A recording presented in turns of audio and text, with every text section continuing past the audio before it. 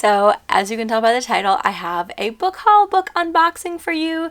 So I have a million books on my bookshelf, but if you watched my last video or last videos, you've known that I've kind of been in a reading slump for like 10 years and I've been gone off of this channel for about 6 or 7.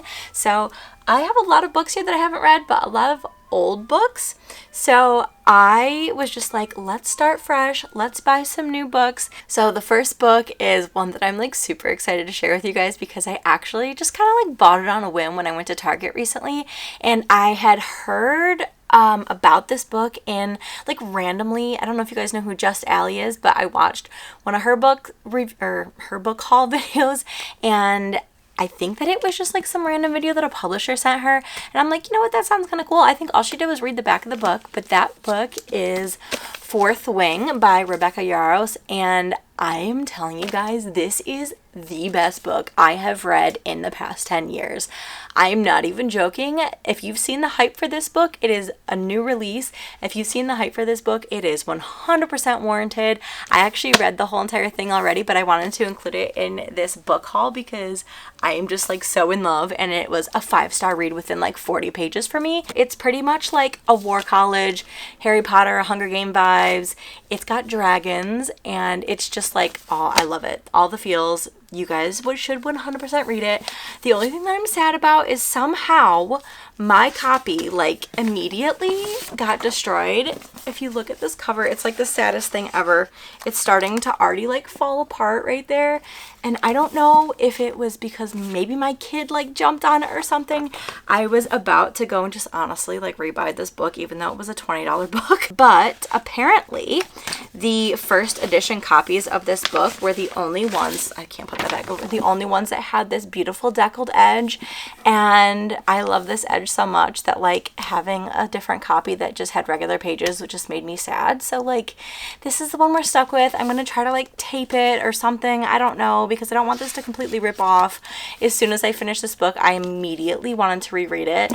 I didn't, because I definitely want to reread it right before the second one comes out, which is later this year in like September, I think, or maybe November, somewhere around there. But all of you guys should pick this book up. Honestly, I think it's like on back order because everybody pretty much like ordered it right away. So I ended up going on vacation over the past weekend for Memorial Weekend. My cousin's wedding was down in Chicago. I live in Detroit area, so my cousin's wedding was down in Chicago. So we had like a 5-hour drive, but then we also just decided to stay there an extra day, like me and my husband.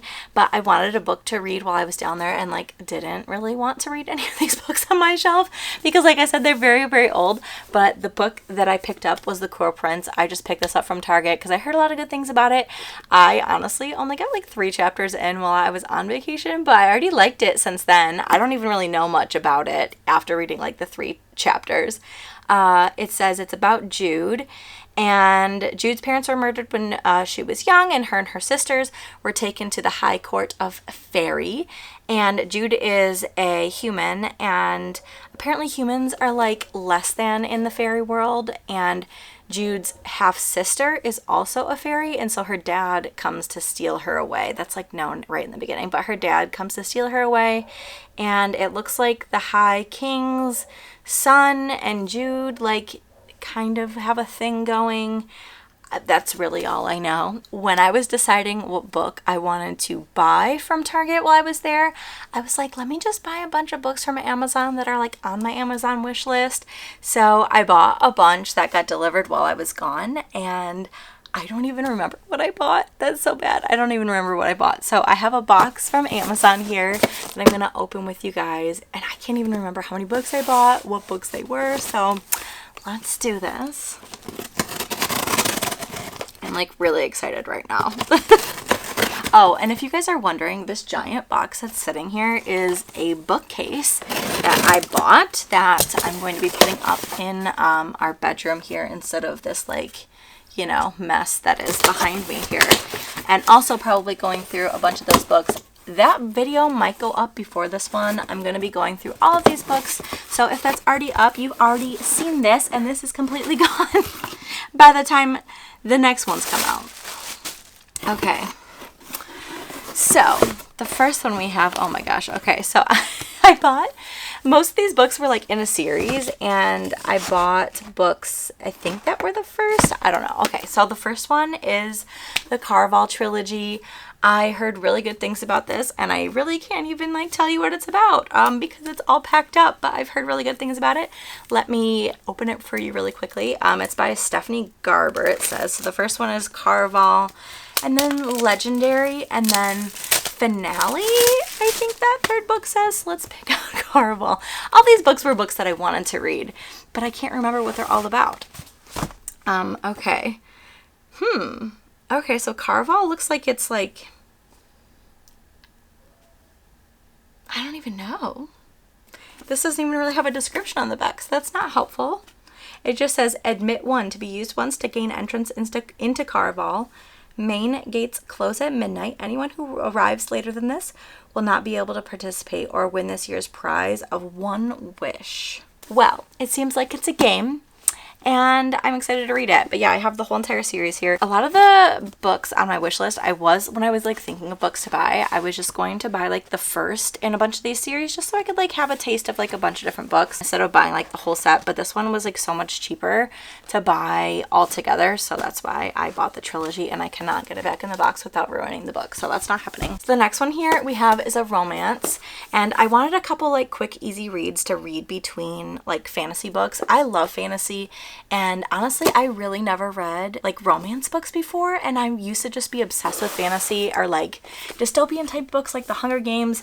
And recently, just to like get out of this giant reading slump that I've been in, I have picked up a lot more like romance books because they're quick, they're simple, they make you feel accomplished when you read them. So I just kind of was hoping that between some of these like bigger fantasies, so I can get back into fantasy reading again, I would read like these shorter romance books. This one is The Love Wager by Lynn Painter. Again, don't really know what this one is about. Let me read real quick.